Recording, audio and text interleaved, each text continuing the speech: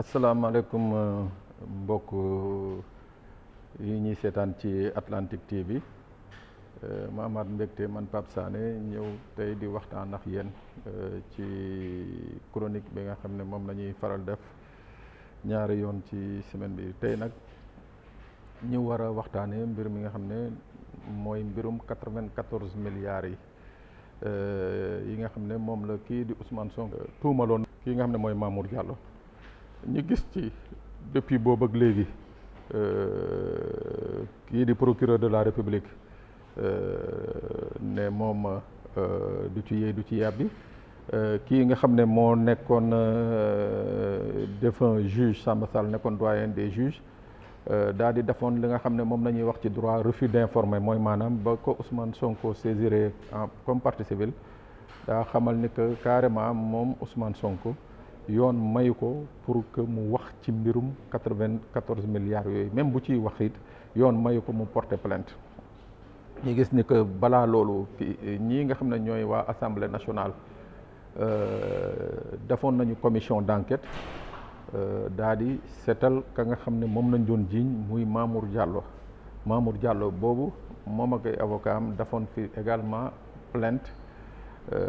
naan dañ koy toppee Ousmane Sonko ci liñ naan diffamation démb avocat wu Ousmane Sonko yi daal di génn def benn communiqué xamee ne que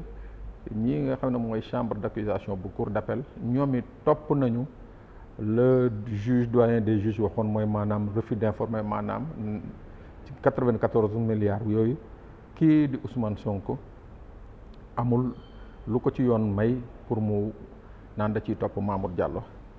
waaye ci loolu yëpp ñi am ci ñaar ba ñetti jàngat benn jàngat bi mooy kii di procureur de la République kii di doyen des juges ak kii nga xam ne mooy ñooy chambre de mise en accusation ba tey jii neewuñu ni que mbirum 94 milliards yooyu ñuy tuumal Mamour Diallo amul déedéet waxuñu loolu de dañ ne rek Ousmane Sonko yoon mayu ko moom mu naan day porter plainte wala day jéem a laajte mbirum 94 milliards yooyu loolu ban jàngat lay indi jàngat bi muy indi mooy que tey ñun Sénégal maanaam ku mu neex ñu nommé la ci benn poste su la neexee wala ñu fal la ci benn poste moo xam nga nekk maire wala président conseil départemental su la neexee nga luubal lu la neex bu la neexee nga jël suuf su la fa neex nga jël jaay ko bu la neexee budget bi yëpp nga luubal ko mais amul benn citoyen sénégalais bu ñu may possibilité ne ko yow sa maire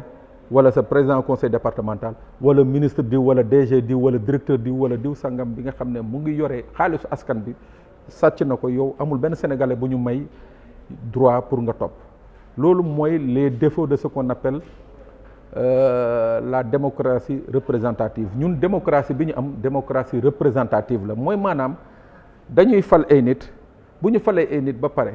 amatuñu benn droit ci ñoom maanaam mënatuñu leen contrôler mënuñu même bu ñu sàccee ba mu leer ne que sàcc nañ ñun dañ ci màndu parce que yoon dafa nañu tere ñun ñi maanaam yoon may ñu possibilité li nga xam ne mooy ñu porter plainte lenn lu ñu yoon may mooy ñu dénoncer loolu moo tax tey jii dossier yu bëri ci luubal bëri nekk ci tribunaux yi di nelaw ndax lan parce que ñii war a dénoncer mooy préfet yeeg sous-préfet yeeg percepteurs yi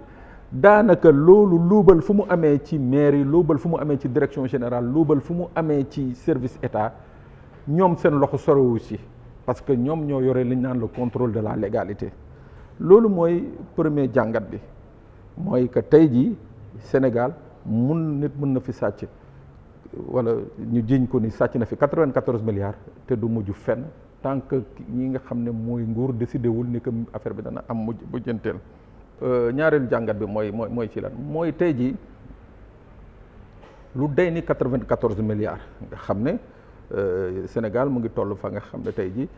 lopitaan yi ñu ngi dégg am na ci yi nga xam ne amuñu gaz amuñu oxygène école yaa ngi nii ak étudiants yi ci bëri jotaguñu seen bourse ak situation yu métti yi nga xam ne moo am ci dëkk bi tey jii ñi ne 94 milliards yooyu nga xam ne dañ ko jiiñ nit duñ ci yéey duñ ci yàbbi parce que kañ ko jiiñ dafa bokk wala dafa jege ci nguur gi. loolu vraiment tamit nekk li nga xam ne faw sénégalais yi yeewu ci mooy lan mooy que ñu bañ a toog di nelaw ci wàllu yoon ba nga xam ne nit ñi nga xam ne ñoo ci nekk lu leen neex ñu xëy di ko def suba ba jant soow parce que nag bu dee nit mun na fi jël 94 milliards 100 milliards 200 milliards 300 milliards ba pare nag ñene amul ku lay topp loolu day indi problème ci wàllu saisine yoon boobu pour comparaison tey soo woowoon procureur de la république wala nga bind procureur de la république ne ko ci koñ bii am na ko fiy jaay drogue pourtant de dana autosaisiru parce que yow te bu boobaa du ne yow citoyen nga simple amoo droit bind ko mais tey ji bu dee mbirum koppar la détournement bi nga xam ne dafa concerné ña nga xam ne ci nguur gi nañ nekk faw nga gis ñu commencé indi mbirum yoon teg ko ci tey bu ñu demee ba mën a naan dañuy changer code électoral parce que wala di changer loi code pénal parce que nee nañu Sénégal dafa war a évoluer donc tey ji war nañu yokk évolution boobu ba permettre sénégalais yi nga xam ne ñooy fal ñu am doole am possibilité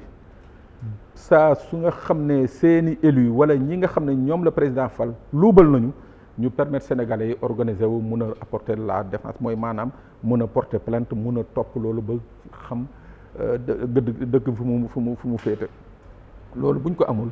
lii nga xam ne moom la ñuy dund Sénégal depuis bi fi président Macky Sall toogee mooy maanaam ay détournement